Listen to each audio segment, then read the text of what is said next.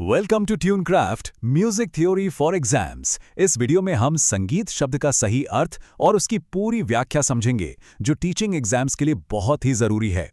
अक्सर लोग समझते हैं कि संगीत का मतलब सिर्फ गाना बजाना है और इसी वजह से परीक्षा में सवाल गलत हो जाता है। आज हम इसी कॉन्सेप्ट को पूरी तरह से क्लियर करेंगे। तो चलिए सबसे पहले संगीत के सही अर्थ को समझते हैं। देखिए, आमतौर पर हम संगीत को सिर्फ गायन यानी गाने से या फिर वादन यानी बजाने से जोड़ देते हैं, लेकिन शास्त्रीय परिभाषा के हिसाब से ये अधूरी जानकारी है।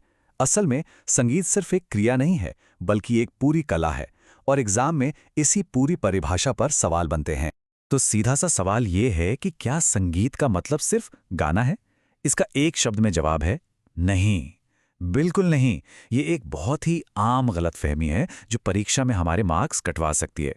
संगीत की जो असल परिभाषा है वो इससे कहीं ज्यादा बड़ी और गहरी है।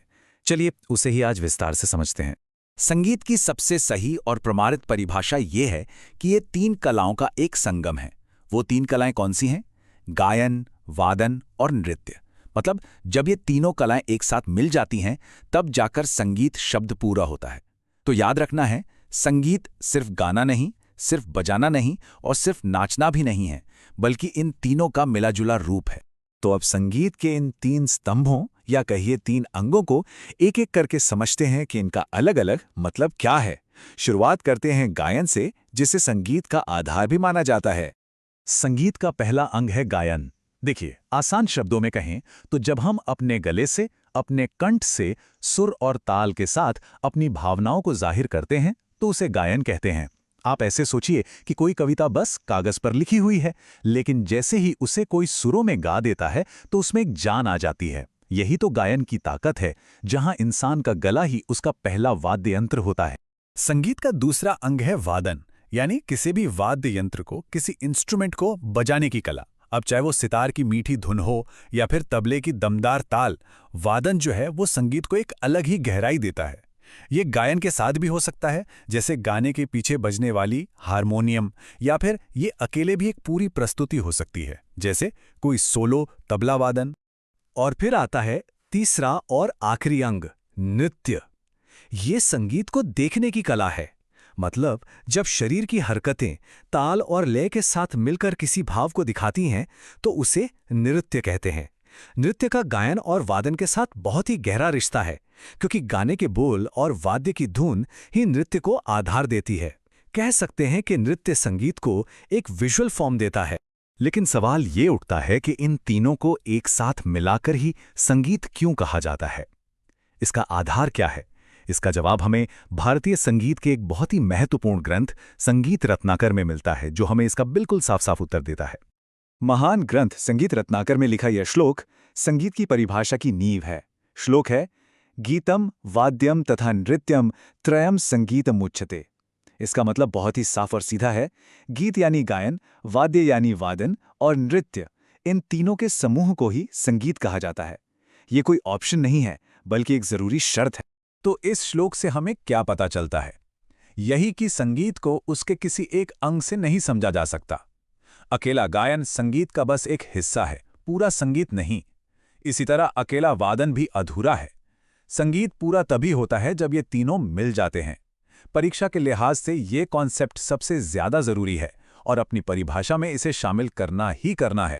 चलिए, अब जो कुछ हमने सीखा है उसे परीक्षा के लिए कुछ जरूरी पॉइंट्स में बदल लेते हैं।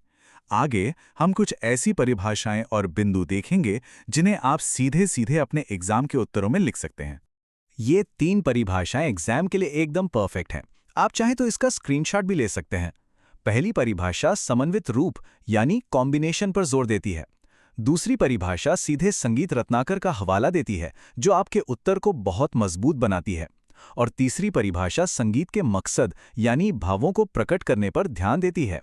ये तीनों ही परिभाषाएं बिल्कुल सही हैं और आपको पूरे अंक दिला सकती हैं। अच्छा, अब तक जो हमने समझा है उससे इस एक सवाल से परखते हैं। सवाल है, संगीत शब्द में क्या-क्या सम्मिलित है?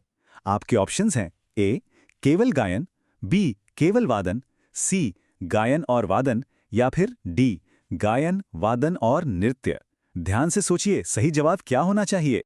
जी हां, इसका सही उत्तर है ऑप्शन डी गायन, वादन और नृत्य, क्योंकि अब हम ये बात अच्छी तरह से जान चुके हैं कि संगीत की शास्त्रीय और पूर्ण परिभाषा के अनुसार इसमें ये तीनों ही कलाएं शामिल होती हैं। और आखिर में चलिए सारे जरूरी पॉइंट्स का एक क्विक रिवीजन कर लेते हैं। ये स्लाइड लास्ट मिनट की तैयारी के लिए बहुत काम की है, इसका स्क्रीनशॉट जरूर ले लें। तो मुख्य बातें क्या हैं? पहली, संगीत का अर्थ है गायन, वादन और नृत्य का समावेश। दूसरी, इसके 3 अंग हैं, गायन, वादन, नृत्य। तीसरी, गायन का काम है कंठ से भावों को आवाज देना। चौथी, वादन का काम है वाद्य यंत्रों से स्वर और लय बनाना। और पांचवी, नृत्य का काम है शारीरिक गति से भावों को दिखाना। ये जो पूरा विश्लेषण था, ये खास तौर पर BPSC TRE, UGC net, KVS और एसटीईटी जैसी परीक्षाओं के सिलेबस को ध्यान में रखकर तैयार किया गया है। उम्मीद है कि संगीत के इस बुनियादी कॉन्सेप्ट पर अब आपकी समझ बिल्कुल साफ हो गई होगी।